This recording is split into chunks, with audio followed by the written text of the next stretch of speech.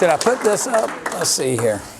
Well, good morning. I certainly can't live up to that, but I love the opportunity to speak with each and every one of you today. Chris and I spend a great deal of time talking about the town of Summerville.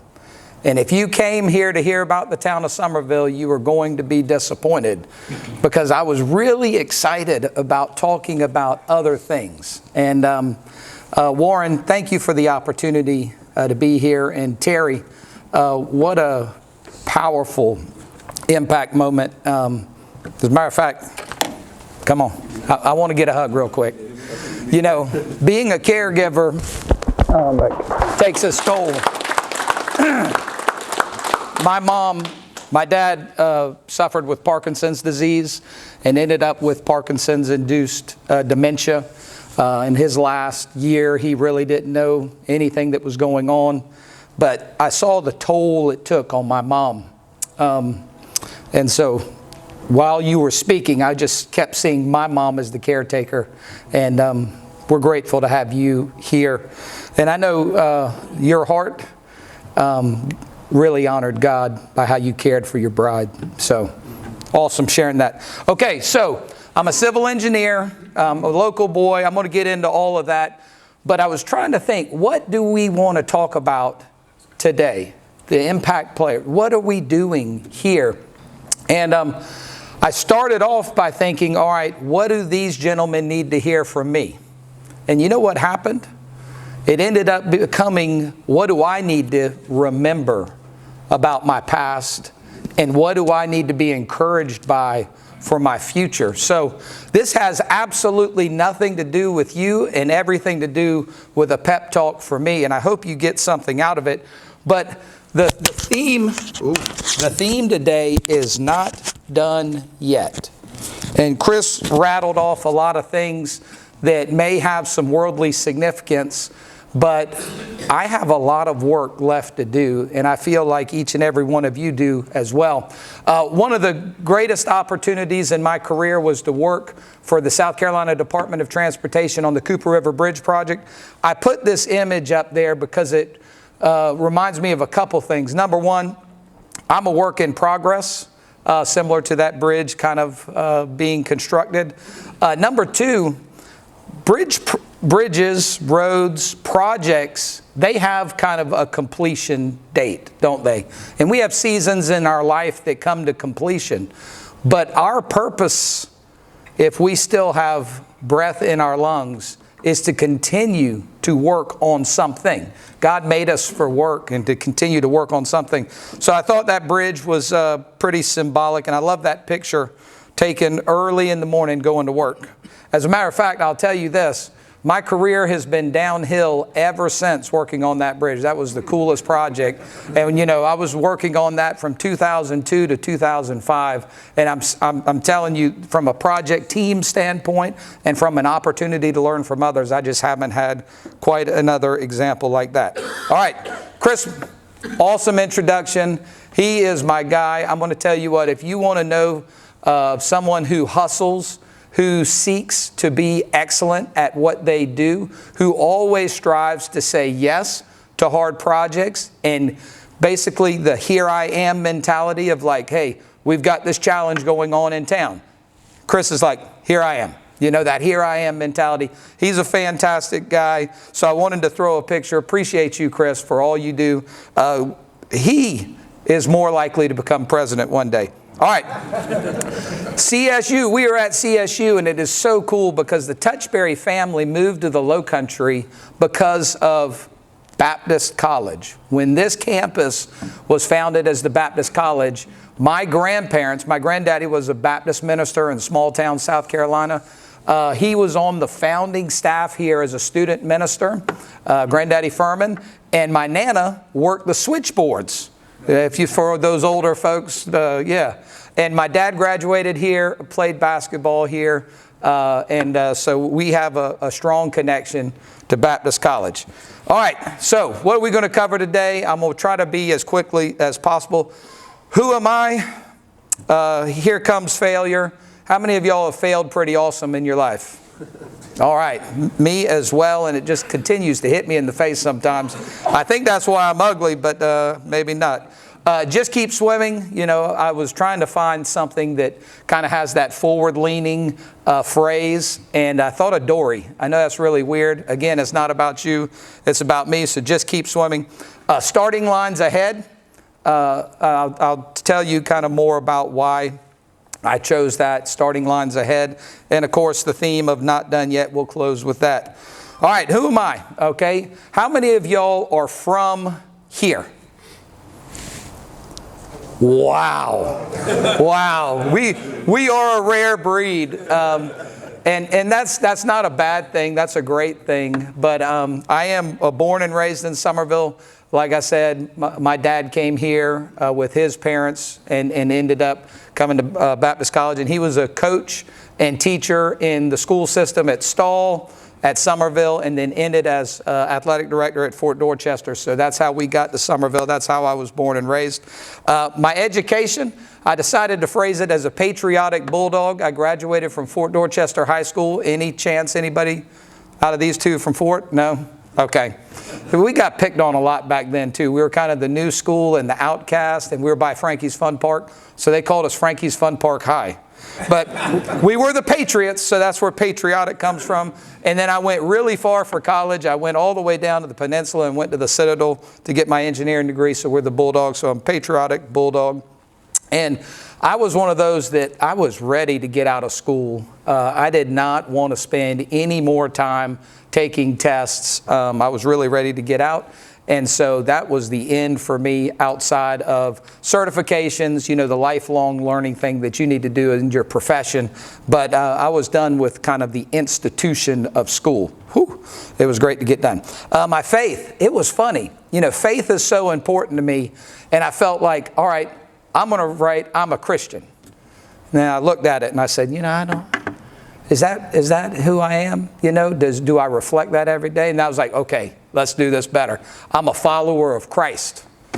Then I was like, you know, if somebody saw me driving in here a little bit late today, do they really see Christ's follower in that? So I was like, man, I'm just going to put I'm grateful for Jesus. Because obviously I have a long way to grow, and I'm just grateful for what He did for us and for me, so that I can be as broken as I am, ask for forgiveness, and move on with the peace of God in my heart. So I'm just grateful for Jesus. That's where my faith is. Key roles, I put them in order, not in priority order, but in order of how they occurred. I guess I was a son before a brother. Maybe those kind of happened concurrently, chicken or the egg. Then I became a husband and a father. Spoke about my pathway. I've come all the way from Somerville to Somerville.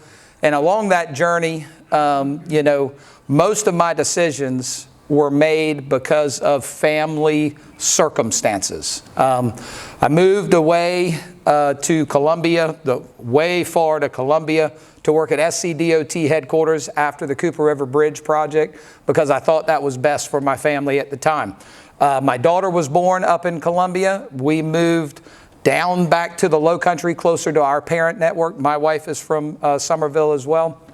So we moved back because we thought that was best for our family at the time. I worked for a private company and worked on I-26 aviation remount project at the time. Was a lot of fun, but we moved because of family. We had our second child during that season, and at SCDOT headquarters, you work 37 and a half hours a week. And in the private industry, I was working about 80 hours a week. And I felt like, you know, this opportunity opened up back in DOT headquarters. The pay was the same. And I could have 37 and a half hours a week. And I can help with 2 kids in diapers and spend a lot of time with them. And we made the decision to move to Lexington and work out of DOT headquarters again for that season in life. And then in 2013, I was doing the job I loved. But at the end of the day, my dad was suffering down here, and my mom, as the caregiver, was having a hard time. He had lost his ability to drive, but he was stealing the keys and going driving anyway. He actually took the golf cart on Highway 61 when Mom hid the keys and created a very dangerous scenario at that time. And I love Pop, But as Parkinson's advanced, he became more impulsive. So anyway, I was taking leave time to be down here and help Mom with Dad, and we just decided, all right, it's time to move back to Summerville. We made it work, and we've been back in Summerville since 2013. All right, status. All right, I am a work in progress. I feel like everybody is, but that's my status. You gave me, he rattled off titles and things that I'm working on, but I'm still a work in progress. All right, so you get to see my family real quick. This is last year. My dad passed away in February, and council honored my family with a proclamation for Parkinson's Awareness Month in April. So you see me, my wife Jamie, my mom, who is an absolute bad mama jamma, who took care of Papa Touch he had Parkinson's since 2003. So all the way up until last year. And she may look tiny, but that woman is strong. And then our Mayor Pro Tem, who did the kind thing to honor us. All right, there's Papa Touch. A lot about me comes from Papa Touch. The integrity, the positive attitude, positive outlook, always working hard. What Pop would always say is be a positive contributor. It doesn't matter if you're the starter, if you're the bench warmer, or if you're the towel boy. Just be a positive contributor everywhere you are. So Pop had a huge influence on me. And he looks better than me then, and that was only like 3 years ago, It's incredible. He never really aged, but he loved the salt water. And he also loved hunting bottles. So he's an old bottle guy. He loved walking the marshes, picking up bottles. Later in his time, he was pulled up on by DNR many times because Parkinson's is a movement disorder as well as a cognitive situation. And they thought he was out there drunk when he was walking in the marshes a bunch of times. And he had to convince them that he had Parkinson's, and he was fine. So anyway, love Papa Touch. This is my family. You have on the left my daughter Sage, who's a freshman at UCLA. Of course, me, wife Jamie, and Beckham on the right, who is a senior in high school, getting ready. Hopefully, if you guys could be in prayer for something, he is a swimmer, and he is looking to swim at the Air Force Academy. He is in the Air Force Academy, has everything through, but he had kidney stones when he was going through puberty. And that is a disqualifier. So we're going through the medical waiver process. We just sent in they had updated labs to do. We just sent all that in last week. So be in prayer for Beckham that if that opportunity is God's will, it is opened up and he gets the waiver for him. But what do we like to do for fun? I don't know about you, but if you've had kids, you may have had hobbies when you were younger, like fishing or golfing. But when you have kids, suddenly your hobbies become watching those kids do whatever they do. So for Beckham, it's swimming, and it is the absolute greatest joy of our lives to cheer him on at the pool. You hear some of those younger parents that are coming into swim meets, and they're like, I can't believe they swim, and we got to wait. It is the best thing. Jamie and I look forward to watching them swim. Sage, our daughter, even though she's at UCLA, some of the greatest memories we have are cheering her on in volleyball and in track. That's a picture of us at track. And then for my wife, she is an endurance athlete. And as you can tell, I am not an endurance athlete. But so we enjoy getting out, especially on her long run days, which are Sunday mornings before church. We get out early in the morning, and she runs. I ride a beach cruiser with a basket. It has food, drink, and music for us. And yes, so that's me on the beach cruiser. I tried to hide the bike every time I take a picture, just to act like but anyway, that's what we like to do right there. We're moving into kind of the philosophical thing that I really need to hear. And Henry Ford said something that reminds us that failure is simply the opportunity to begin again, this time more intelligently. If we learn from failure, we're leveling up. We're setting ourselves up for the next opportunity to win. So anyway, I love that quote. So here comes failure. All right. When we try, which you know this, when you try, we open up the door for failure, correct? But we also open up the door for success. Okay? When we try harder, How many times you've really tried harder? You know, you're like, I'm going to try really hard. Well, the door is open wider. So you can fail greater, but you have greater opportunities as well. And I believe they're worth it. So what are you trying for? And I was asking that question to myself, what am I trying for now? And I looked back, I was like, well, what have I tried for? Well, I've tried for a lot of things. I tried to get in the Air Force Academy when I was younger, but you know what I failed to do? I failed to have good grades and work hard on my academics in high school. So I didn't have that opportunity. I ended up at the Citadel. Well, I tried to go in the Air Force through the Citadel ROTC program, but I failed at that because I have psoriasis. And that's a medical disqualifier. It prevented me from getting in to the Air Force. So I rearranged my career, became an engineer. Had multiple opportunities through my career. And in 2020, February of 2020, a group of us decided to step out and start our own engineering firm. Boy, we were excited. I had some of the best professionals that I've worked with over the years, knew them well as professionals, and we were stepping out in faith. And here comes Providence Engineering Consultants. You'll see that logo right there. You won't see that logo anywhere else. That's pretty much as long as it lasted right there. We formed a logo.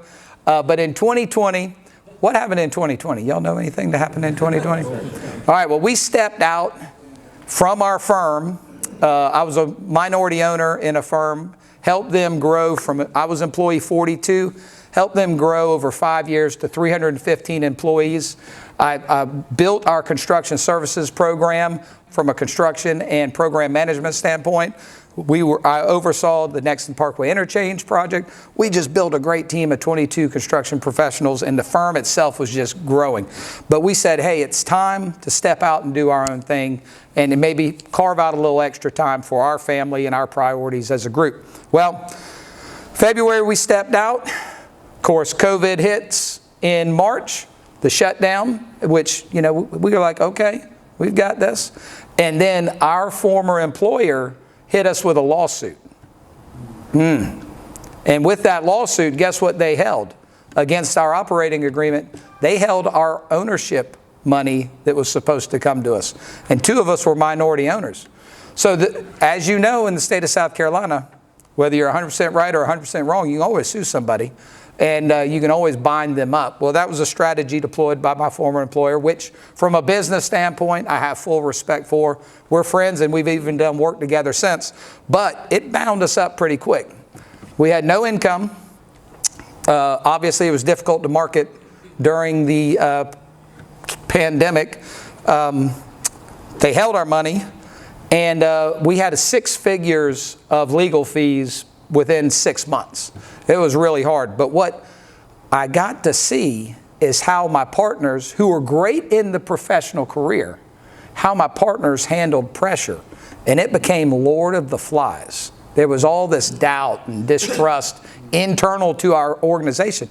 The friendship was very strained, and you could realize that, hey, if this is how we're going to operate when we should be tighter than anything, this may not be the best partnership. And I learned a valuable lesson that while you can be an extraordinary professional, I don't want to do business with you until I know you're battle tested.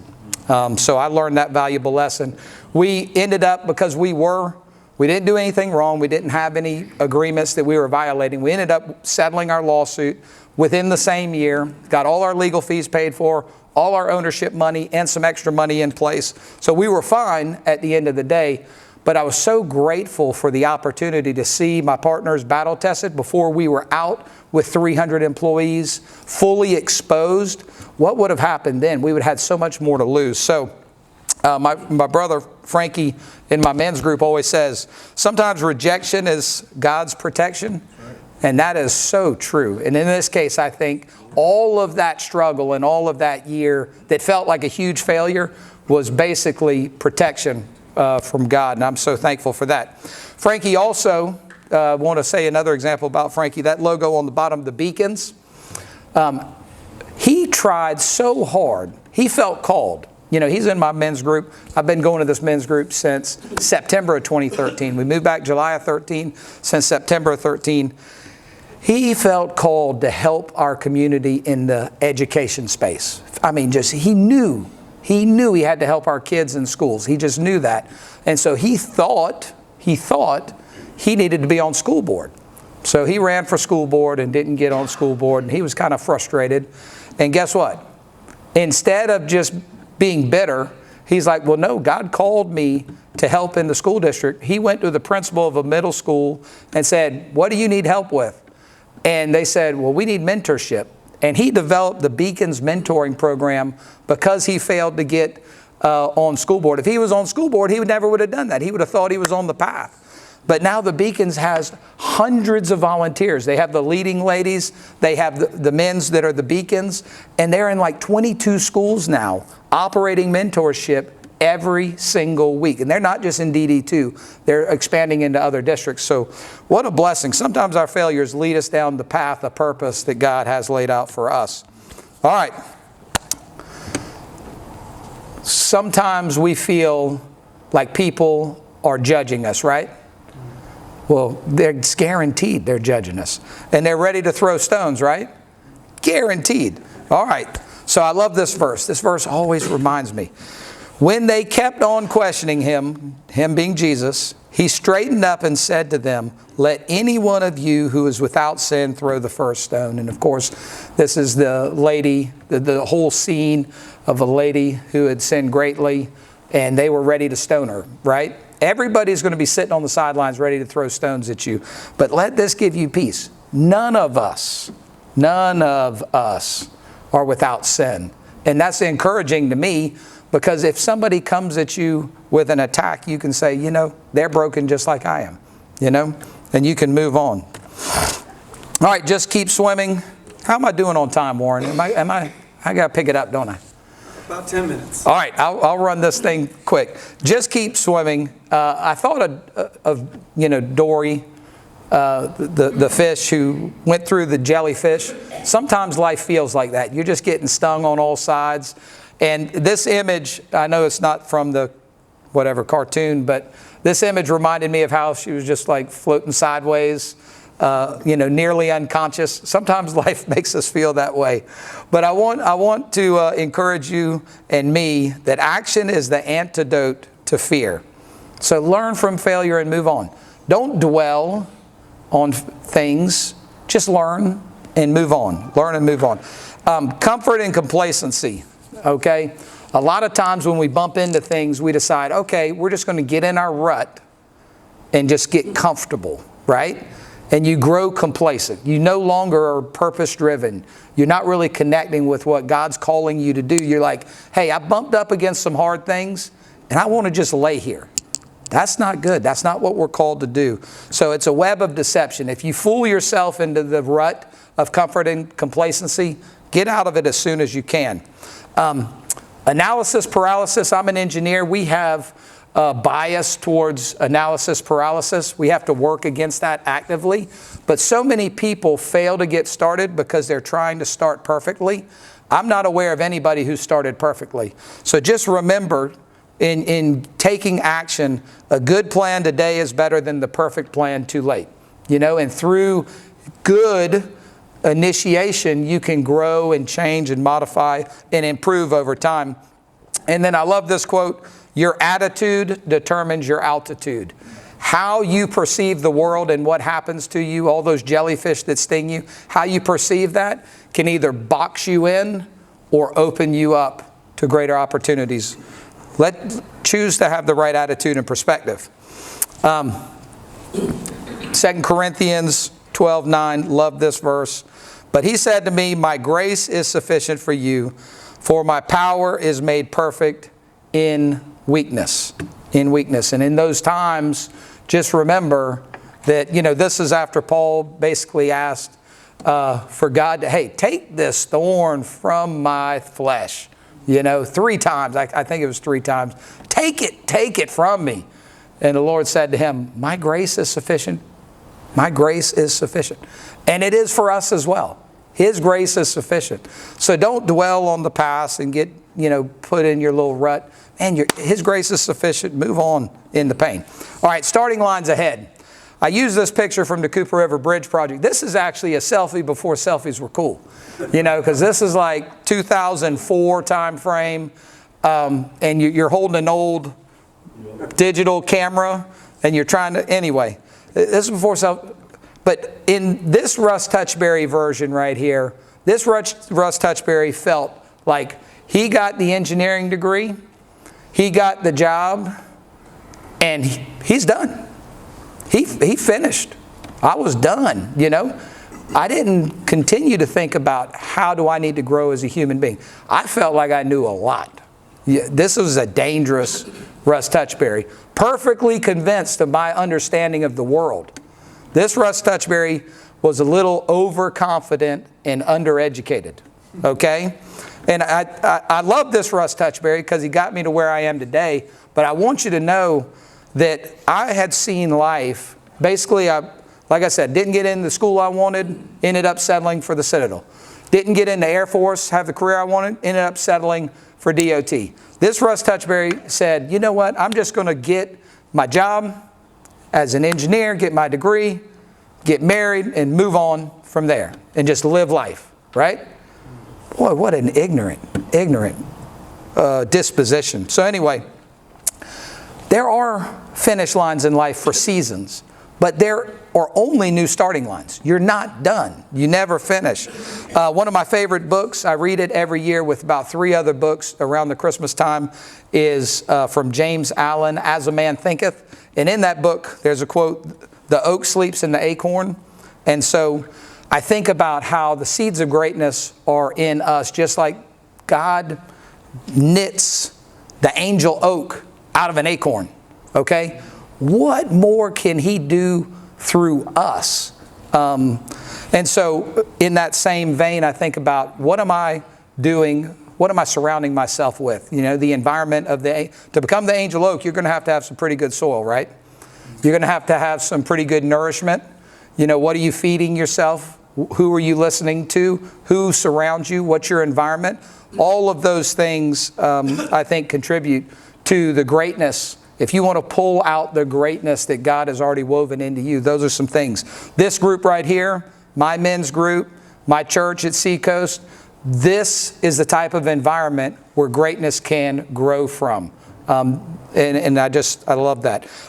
We're in South Carolina, so I love our motto in the state. How many of y'all are really familiar with it? Dum Spiro Spero. I love that motto. I love that motto. While I breathe, I hope. And I just say, what are you hoping for? And Jeremiah 29:11, I think you referenced this earlier. For I know the plans I have for you, declares the Lord. Plans to prosper you and not harm you. Plans to give you hope and a future. And I know that's an eternal prophecy which we all have access to. But I believe God gives us hope and a future here as well. And I hope you're seeking His guidance for what He has in store for you. I'm going to close with this. We're not done yet. But I was in Leadership Dorchester. Chris, you're in Leadership Dorchester now. I was in Leadership Dorchester in 2015. And we went to St. George. And there's a building in St. George, the Clobber building, that was recently renovated. And they had this this bag in a frame inside of the Clobber building. And it was L.A. Clobber Company, Dry Goods Notions, and you see this 1879 with a little small tree on the left, and all the way up to 1923 with a large oak, and it says, "As we live, we grow." And I took that picture in 2015, and I really it captivated me. I know, obviously, I'm a simple-minded person. A feed bag on a wall, it captivated me. And it really inspired me to live life a little bit differently and have a different perspective. And the Touchberry family has adopted this as our motto. So our kids, if I say, as we live, they say we grow, you know, and even today. But since 2015, the Touchberries have said, as we live, we grow. And I needed the reminder of that. So I am grateful for the opportunity to go through this and not talk about the town of Somerville. So I'm grateful for that. But I hope each and every one of you will adopt that as well, because our community will be greater if we all commit to growing closer to what Christ has for our purpose. So with that, thank you very much. Appreciate you.